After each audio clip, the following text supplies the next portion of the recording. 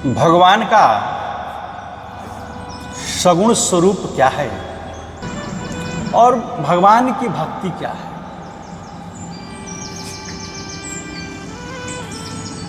श्रीमद् भागवत गीता में सगुण की मुख्यता भगवान कहते हैं कि तपस्वी व्योधिको योगी ज्ञानीभ्योऽपि मतोऽधिकः कर्मिभ्यश्चाधिको योगी तस्माद्योगी भवार्जुन। भगवान कहते हैं कि तपस्वियों में भी योगी श्रेष्ठ है, ज्ञानियों से भी योगी श्रेष्ठ है और कर्मियों से भी योगी श्रेष्ठ है। ऐसा मेरा मत है, ऐसा मेरा मानना है। हे अर्जुन, तू योगी हो जा। भगवान श्री कृष्ण ने कहा और इस प्रकार योगी की महिमा बताकर फिर भगवान कहते हैं कि योगिनामपि सर्वेषां मन्नतेरान्तरात्मना श्रद्धावान् भजते यो मां समे युक्तो तमो मतः। संपूर्ण योगियों में जो श्रद्धावान भक्त मुझमें तत्लीन हुए मन से प्रेम पूर्वक मेरा भजन करता है वह मेरे मत में सर्वश्रेष्ठ योगी है। तात्पर्य है कि कर्म योगी, ज्ञान योगी, हठ योगी, लय योगी और राज योगी, मंत्र योगी आदि जितने भी योगी हो सकते हैं उन सब योगियों में मेरा भक्त सर्वश्रेष्ठ है। जैसे भगवान की बात चले तो उसमें मस्त हो जाता है, उसको दूसरी बात सुनाई देती नहीं है। और ऐसे ही यहाँ भक्त की बात चली तो भगवान भी मस्त हो जाते हैं, दूसरी सब बातें भूल गए और उनके भीतर भक्तों की बात कहने का प्रवाह उमड़ पड़ा। तो अर्जुन के द्वारा प्रश्न किए बिना ही भगवान ने अपने तरफ से 7वां अध्याय शुरू कर दिया। 7वें अध्याय के आरंभ में भगवान ने अर्जुन से कहा कि मैं यह विज्ञान सहित ज्ञान कहूंगा जिसमें तुम मेरे समग्र रूप को जान पाएगा, जिसको जानने के बाद फिर कुछ भी जानना बाकी नहीं रह जाएगा। अंत में अपने स्वरूप का वर्णन करते हुए भगवान कहते हैं कि जरा मरण मोक्षाय मामाश्रित्य यतन्ति ये ते ब्रह्म तद्विदुः कृत्सत्र मध्यात्मं कर्म चाखिलम् साधिभूताधिदैवं मां साधियज्ञं च ये विदुः प्रयाणकालेऽपि च मां ते विदुर्युक्तचेतसः। जरा और मरण से मोक्ष पाने के लिए, जरा माने जन्म, जन्म लेना और मरना। तो जन्म लेना और मरना, जरा मरण जो है, जरा मरण से मोक्ष पाने के लिए जो मेरा आश्रय लेकर यत्न करते हैं वे उस ब्रह्म को, संपूर्ण अध्यात्म को और संपूर्ण कर्म को भी जान जाते हैं। जो मनुष्य अधिभूत अधिदैव और अधियज्ञ के सहित मुझे जानते हैं वे युक्त चेता मनुष्य अंत काल में भी मुझे ही जानते अर्थात प्राप्त होते हैं। और गीता में भगवान ने जन्म मरण की बात तो कई जगह कही है, पर जरा मरण की बात इन्हीं श्लोकों में कही है। तात्पर्य है कि जो भगवान की भक्ति करता है वह जरा और मरण दोनों से मुक्त हो जाता है, इस संसार के बंधन से मुक्त हो जाता है। उसको शरीर के रहते हुए भी वृद्धावस्था का भी दुख नहीं होता है, गति के विषय में भी दुख नहीं होता है, मरने के बाद मेरा क्या गति होगी। वे भगवान का आश्रय लेकर यत्न करते रहते हैं। इसलिए वे भगवान के समग्र रूप को जान जाते हैं।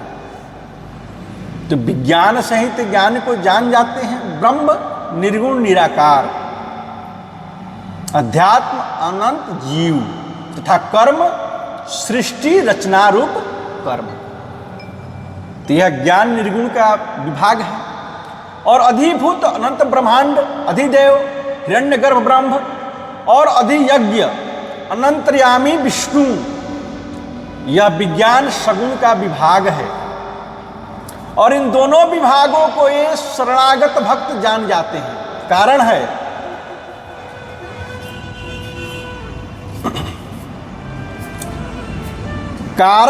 कि समग्र का ज्ञान विचार से भी नहीं होता, प्रत्युत शरणागत होने पर भगवत कृपा से प्राप्त होता है। और यहां एक बात विशेष ध्यान देने की है कि निर्गुण निराकार ब्रह्म का नाम भगवान के समग्र रूप के अंतर्गत आया है। लोगों में प्राय इस बात की प्रसिद्धि है कि निर्गुण निराकार ब्रह्म के अंतर्गत ही सगुण ईश्वर है। ब्रह्म माया रहित है और ईश्वर माया सहित है। तो ब्रह्म के एक अंश में ईश्वर है, परंतु गीता में भगवान कह रहे हैं कि मेरे समग्र रूप के एक अंश में ब्रह्म है। इसलिए भगवान ने अपने को ब्रह्म का आधार बताया है। ब्राह्मणों ही प्रतिष्ठा, मैं ब्रह्म की प्रतिष्ठा और आश्रय हूं। मया ततम इदम सर्वम जगत व्यक्त मूर्तिना, यह सब संसार मेरे व्यक्त स्वरूप में व्याप्त है। भगवान श्री कृष्ण कहते हैं अर्जुन से।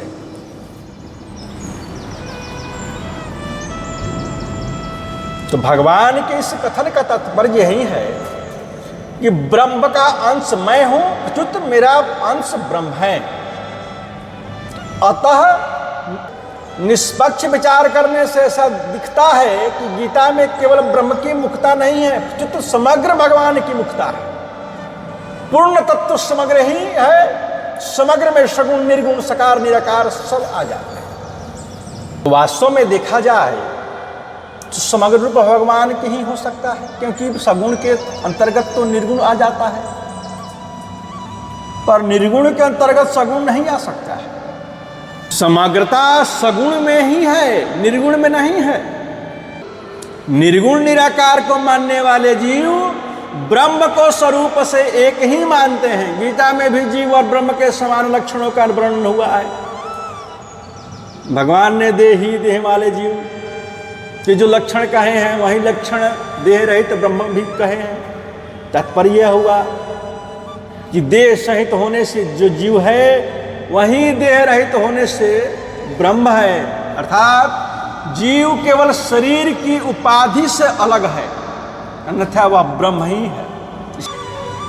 इसीलिए निर्गुण उपासना में जो देह सहित है वह उपासक है और जो देह रहित है वह उपास्य है। तो देह के साथ माना हुआ संबंध ही जीव और ब्रह्म की एकता में खास बाधक है। इसीलिए देहाभिमानी के निर्गुणोपासक की सिद्धि कठिनता से तथा देरी से होती है। अव्यक्ता ही गतिर दुखम देहवद भी रवाप्यते, परंतु सगुणोपासक में देह का संबंध बाधक नहीं है, प्रचित भगवान की विमुखता बाधक है। इसीलिए भक्त आरंभ से ही मैं भगवान का हूं और भगवान मेरे हैं ऐसा मानकर भगवान के सम्मुख हो जाता है। इसीलिए सगुणोपासक का भगवान की कृपा से शीघ्र ही सुगमता से उद्धार हो जाता है। कारण है कि भक्त साधक के आश्रित न होकर भगवान के आश्रित होता है। यह सगुणोपासक की विलक्षणता है। और सगुणोपासक की दूसरी विलक्षणता यह है कि इसमें भक्त जगत को मिथ्या मानकर उसका त्याग करने पर जोर नहीं देता है। वह जगत को अपना मानता है, क्योंकि उसकी मान्यता में जड़ चेतन स्थावर जंगम सत असत सब कुछ भगवान ही है। अमृतम चैव मृत्युश्च सदसच्चाहम अर्जुना। इसीलिए सगुण की उपासना समग्र की उपासना है। गीता में सगुण को समग्र माना है और ब्रह्म जीव कर्म जगत हिरण्य गर्भ ब्रह्म तथा अंतर्यामी विष्णु इन सबको समग्र भगवान के ही अंश माना है। इससे ऐसा प्रतीत होता है कि निर्गुणोपासना ब्रह्म की उपासना समग्र भगवान के एक अंश की उपासना है और सगुणोपासना स्वयं समग्र भगवान की उपासना है। तो निर्गुण निराकार ब्रह्म और नश्वान जगत दोनों ही समग्र भगवान के ऐश्वर्य हैं।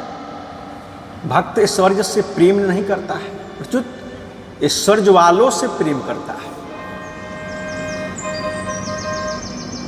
ऐश्वर्य वालों से प्रेम करता है, इसीलिए भगवान ने समग्र की उपासना करने वाले को सर्वश्रेष्ठ बताया। और सब कुछ भगवान ही है, इसका अर्थात समग्र का अनुभव करने वाला महात्मा को अत्यंत दुर्लभ कहा है। वासुदेव सर्वमेति स महात्मा सुदुर्लभ। यदि गहराई से विचार किया जाए तो सगुण की मुख्यता ही ठीक जचती है। केवल निर्गुण की मुख्यता मानने से सभी बातों का ठीक समाधान नहीं हो जाता है, जबकि केवल सगुण की मुख्यता मानने से कोई संदेह बाकी रहता भी नहीं है। आजकल सगुण को मायायुक्त मानकर उसका तिरस्कार किया जाता है, यह उचित नहीं है। सगुण मायायुक्त नहीं है, प्रत्युत माया का अधिपति मालिक है। सनकादिक सुखदेव जनक आदि तत्वज्ञ महापुरुषों का सगुण में स्वाभाविक प्रेम था, जो समय समय पर प्रकट होता रहता था। श्रीमद् भागवत में भी आया है कि आत्मा रामश्च मुनयो निर्ग्रंथा अप्युरुकृतमे कुर्वन्त्या है तुर्की भक्ति मित्तम भूत गुणो हरि। ज्ञान के द्वारा जिसकी चिरन ग्रंथि कट गई है, ऐसे आत्माराम मुनिगण भी भगवान की हेतु रहित निष्काम भक्ति किया करते हैं, क्योंकि भगवान के गुण ही ऐसे हैं कि वे प्राणियों को अपने ओर खींच लेते हैं। और परमात्मा संपूर्ण भक्तियों के मूल है, जिसमें दृष्टि मात्र का संचालन होता है, उत्पत्ति स्थिति प्रलय होता है। तो ऐसे एक शक्ति परमात्मा में सुननी ही पड़ेगी। यदि परमात्मा में कोई शक्ति स्वीकार न करे तो सृष्टि रचना आदि कार्य सिद्ध नहीं होते। तो कुछ लोग ऐसा मानते हैं कि सबका निषेध होने पर एक शून्य ही शेष रहता है, अंतः शून्य के सिवाय कुछ नहीं रहता। अगर शून्य के सिवाय कुछ नहीं है तो यह बात सच्ची है, तो फिर उस बात का ज्ञान किसको हुआ? शून्य का ज्ञाता शून्य नहीं हो सकता है। दूसरी बात है कि अगर शून्य के सिवाय कुछ नहीं है तो फिर यह सृष्टि कैसे पैदा हुई? अभाव से भाव कैसे पैदा हो सकता है?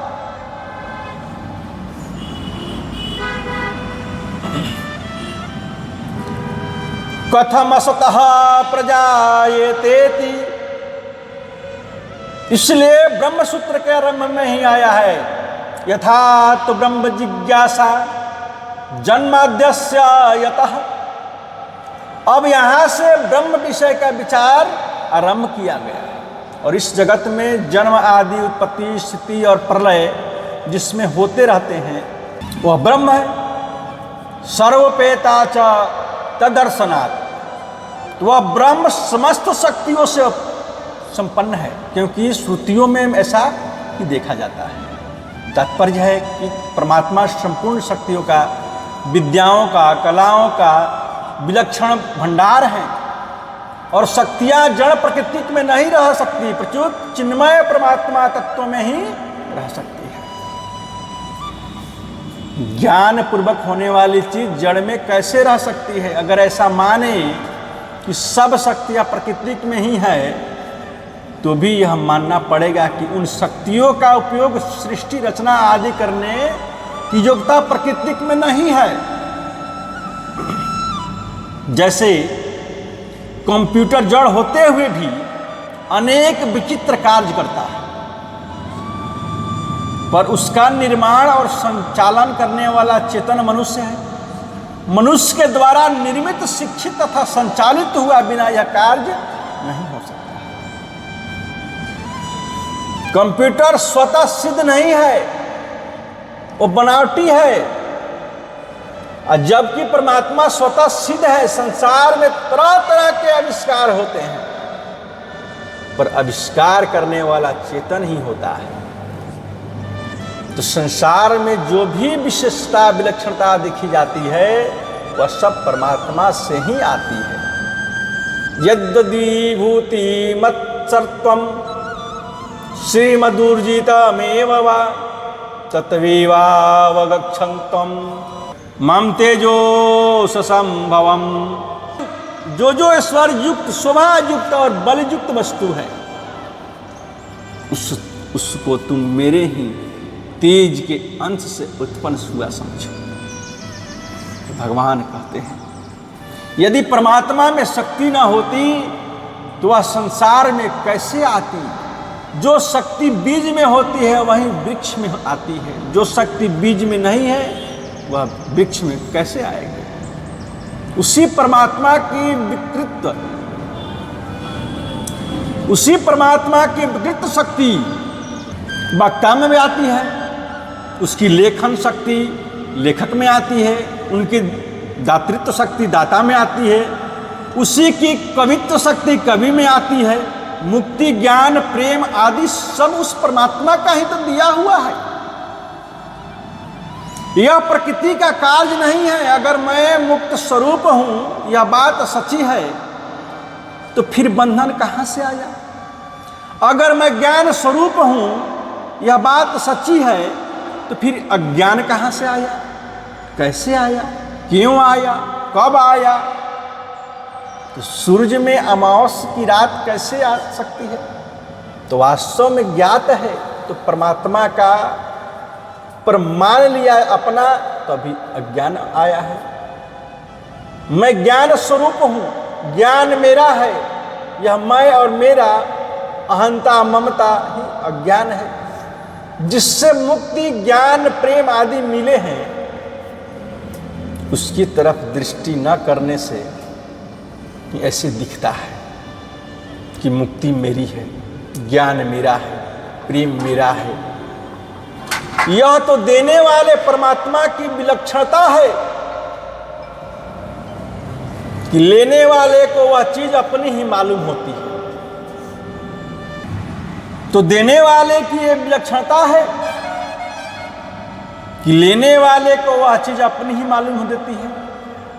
तो मनुष्य से यह बहुत बड़ी भूल होती है कि वह मिली हुई वस्तुओं को अपनी मान लेता है, पर जहां से वह मिली है उस तरफ उसकी दृष्टि नहीं जाती है। वह मिली हुई वस्तु को तो देखता है, पर देने वाले को नहीं देखता है। कर्ता को तो देखता है, पर जिसकी शक्ति से कार्य हुआ उस कारक को देखता ही नहीं है। तो वास्तव में वस्तु अपनी नहीं है, तो जो देने वाला अपना है। प्रहलाद जी कहते हैं, शास्ता विष्णु रसेशस्य जगतो यो हृदय स्थितः तमृते परमात्मनं तात कह केन शास्यते। हृदय में स्थित भगवान विष्णु ही तो संपूर्ण जगत के उपदेशक हैं। हेतात, उन परमात्मा को छोड़कर और कौन किसको कुछ सिखा सकता है, नहीं सिखा सकता है। ध्रुव जी कहते हैं, योऽन्तः प्रविश्य मम वाचमीमां प्रसूप्तां संजीवयत्यखिला शक्तिधरः स्वधान्वा अन्याश्च हस्तचरण शरणात्वगादिं प्राणमो भगवते पुरुषाय तुभ्यं। प्रभु, आप सर्वशक्ति संपन्न हैं, आप ही मेरे अंतःकरण में प्रवेश करके अपने तेज से मेरी इस सोई हुई वाणी को सजीव करते हैं। हाथ, पैर, कान, त्वचा आदि अन्य इंद्रियां प्राणियों को भी चेतनता देते हैं। मैं आप अंतर्यामी भगवान को प्रणाम करता हूं। परब्रह्म परमेश्वर देवताओं के लिए असुरों पर विजय प्राप्त की, परंतु उस परब्रह्म परमेश्वर को विजय में इंद्रादि देवताओं ने अपने में महता अभिमान कर लिया और ऐसा समझने लगे कि यह हमारी ही विजय है और यह हमारी ही महिमा है। तो देवताओं इस अभिमान को नष्ट करने के लिए परब्रह्म परमात्मा उनके सामने यक्ष के रूप में प्रकट हो गए और उनको देखकर देवता लोग आश्चर्यचकित होकर विचार करने लगे कि यह यक्ष कौन है। उसका परिचय जानने के लिए देवताओं ने अग्निदेव को उनके पास भेजा। यक्ष के पूछने पर अग्निदेव ने कहा कि जात वेदा के नाम से प्रसिद्ध अग्निदेव हूं और मैं चाहूं तो पृथ्वी में जो कुछ है सब कुछ जलाकर भस्म कर सकता हूं। तब यक्ष ने उनके सामने एक तिनका उठाकर रख दिया और कहा कि तुम इस तिनके को जला दो। अग्निदेव अपनी पूरी शक्ति लगा दी, फिर भी इस तिनका को जला नहीं सके और लज्जित होकर देवताओं के पास भाग गए और यह बोले कि वह यक्ष कौन है, यह मैं नहीं जान सका। तब देवताओं ने देवता को यक्ष के पास भेजा और यक्ष के पूछने पर वायु देवता ने कहा कि मैं माता ऋष्वा के नाम से प्रसिद्ध वायु देवता हूं और मैं चाहूं तो पृथ्वी में जो कुछ भी है वो सब कुछ उड़ा सकता हूं। इतना अभिमान था। तब यक्ष ने उनके सामने फिर एक तिनका रख दिया और कहा कि तुम इस तिनका को उड़ाकर तो दिखाओ। वायु देवता भी पूरी अपनी शक्ति लगा दी उस तिनकों को उड़ाने के लिए, पर तिनका टस से मस नहीं हुआ और वो लज्जित होकर फिर देवताओं के पास, इंद्र के पास चले गए।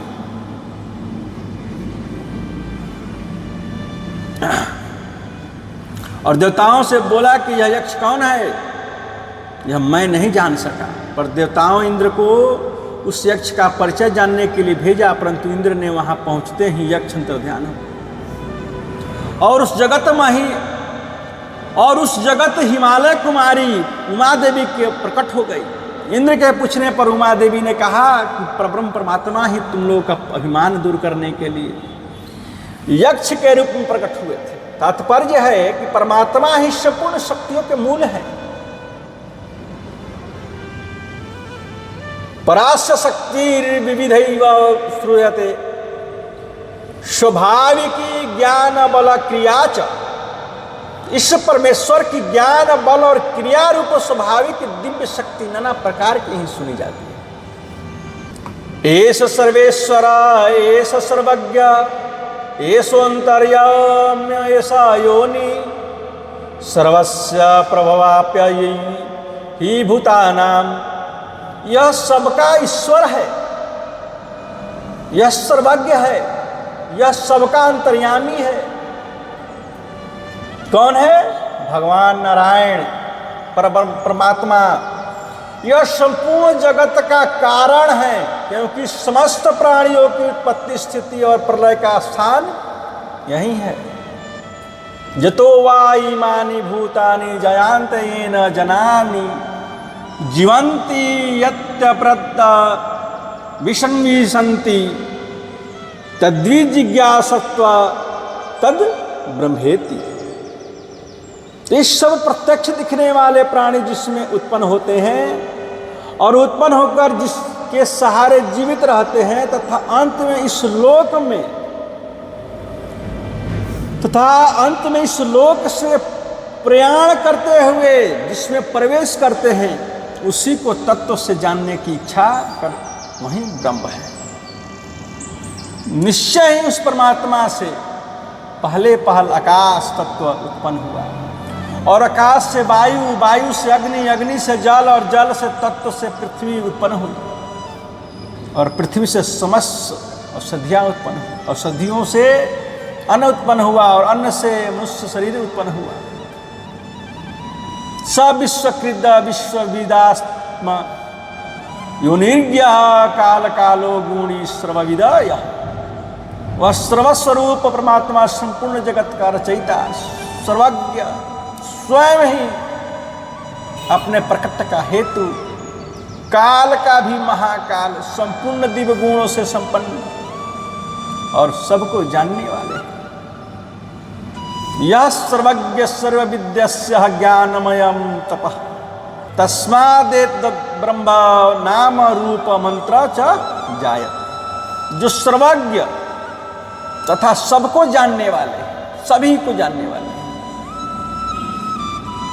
जिसका ज्ञानमय तप है और उसी परमेश्वर से यह विराट रूप जगत तथा नाम रूप तथा अन्न उत्पन्न होते हैं। इतस्मा जायते प्राणो मनः सर्वेन्द्रियाणि च खं वायुर्ज्योतिरापः पृथ्वी विश्वस्य धारिणी। और इसी परमेश्वर से प्राण, मन, समस्त इंद्रियां, आकाश, वायु, तेज, जल, संपूर्ण प्राणियों को धारण करने वाली पृथ्वी उत्पन्न हुई। उपनिषदों में आई उपयुक्त बातें सगुण परमात्मा की है, निर्गुण आत्मा की नहीं है। गीता में भी सगुण परमात्मा से ही सृष्टि की उत्पत्ति आदि बताई गई। सर्वभूतानि कौन्तेय प्रकृतिं यान्ति मामिकाम् कल्पक्षये पुनस्तानि कल्पादौ विसृजाम्यहम्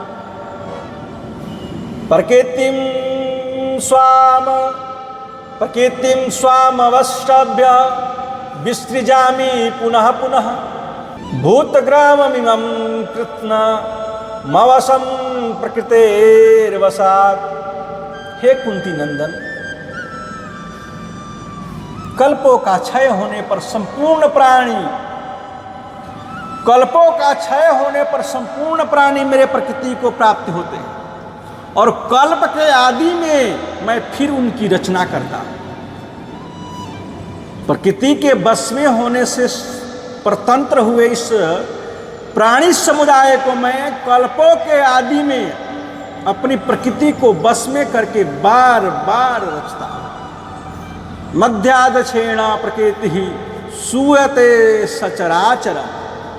और प्रकृति मेरे अध्यक्षता में संपूर्ण चराचर जगत को रचती है।